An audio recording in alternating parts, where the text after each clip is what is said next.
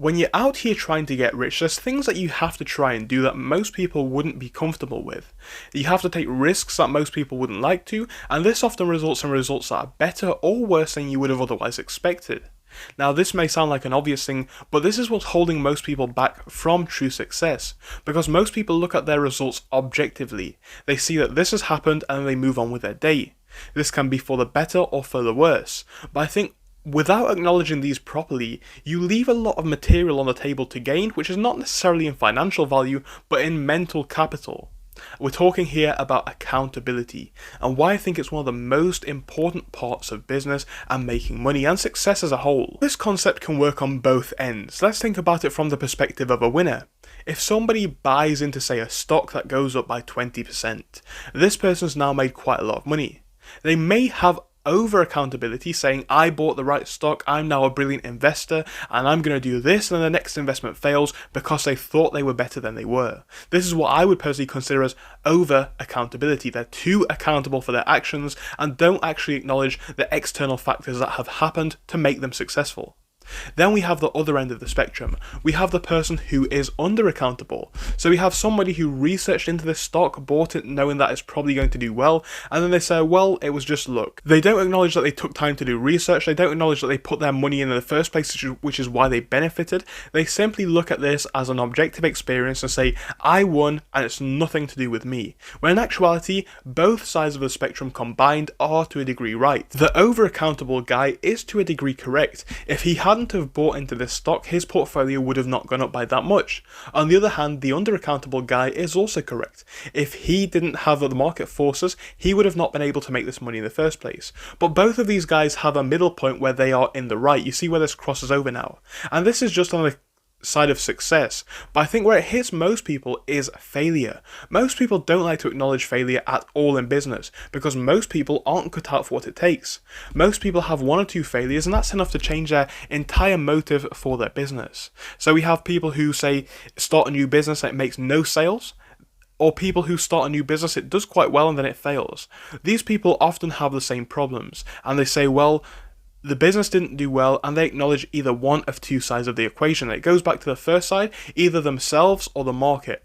The first set of people look at it and say, well, the market was terrible, that's why we didn't succeed. The second set of people look at it and say, well, I'm just not cut out for business. I think the most damaging side of this is the second half, the people who think it's their fault that their business failed. The truth is, that is to a degree true, but the main reason for that is because you don't have the knowledge in business yet to make your business a success. For instance, if I was to start a business, on my first time it's unlikely that I'm going to succeed. I'm not saying it's impossible, but it's more likely than not that I will fail on my first attempt. This isn't a problem at all, and as you guys who've been watching for some time now know, I'm trying every single business I can and most are failing. The thing is though, I'm often picking up the odd one or two business per month, which is making me an extra bit of money, and this is something which is going to help me in the long run when it all adds up. Now imagine if I had the perspective that we just spoke about a minute ago. Imagine if every time one of my businesses failed I said, oh well, it's just because I'm a terrible business person, I shouldn't be in this game because I can't do it well. Do you know what would happen? Every single failure would set me back further and further, and I'd eventually give up even trying to start a business because it's something which I just simply cannot crack. When in actuality, failures happen to everybody, and it's something which you just must accept as a part of life.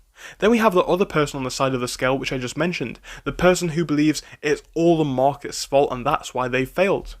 Now, to a degree this could be true, however, it's also important to acknowledge that you must adapt to change. If the market as a whole or the demand for your product is high, you can do things in a bit more of a loose fashion than if the market demand was low. For instance, if you have a low demand product, do you have to do some more niche marketing, selling on a certain platform in a certain area, all that kind of stuff. To not acknowledge this is just, in my opinion, arrogance. You must acknowledge the importance that accountability plays on both sides, whether it be acknowledging the market conditions or acknowledging yourself, whether it be acknowledging your successes or your failures. There's two sides to every single coin, and you must look at them closely. And if you look through this without any accountability, you're not doing the proper analysis, because you will not acknowledge your strengths and weaknesses. If you acknowledge your strengths and weaknesses, you can then move on to better and bigger things. And I think a lot of people often confuse their strengths and weaknesses with kind of bragging about themselves. It's not true. You must acknowledge what you are good at, and it's not bad to be good at something. Think about it. So if you guys know, I've been doing e-commerce now for about 6 months. I can say that I have an understanding of how an e-commerce shop works, how to get sales, how to deal with sales, how to deal with buyers, how to deal with sellers, and all that kind of stuff. You know, when you've done it for some time, you understand how this game works.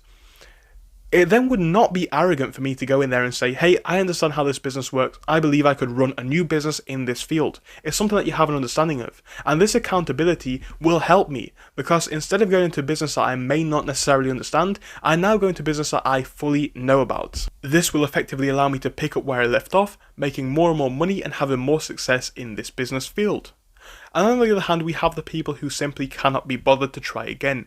If you say, well, every single business I've tried has not been a success, that's not necessarily a problem. As a matter of fact, who knows whether you are or are not next to your next breakout moment. The next business that you could try could be the one. Maybe it might be another 5, maybe it might be another 10.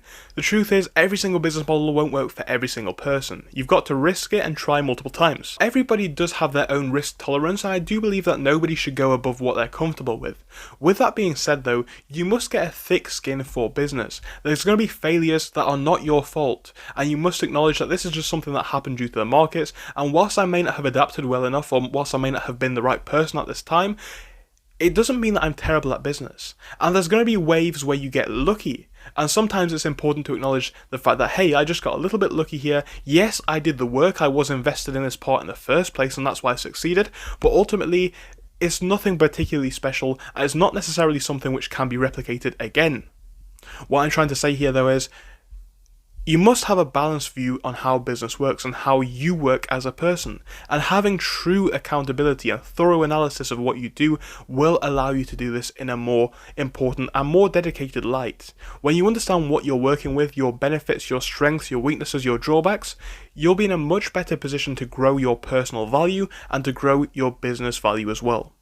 So thank you for watching this one. Hopefully it was useful to you guys. Hopefully you did learn something. If you do like this sort of content, don't forget to like and subscribe, and I do hope to see you again soon. Thank you so much, and again, I hope to see you soon.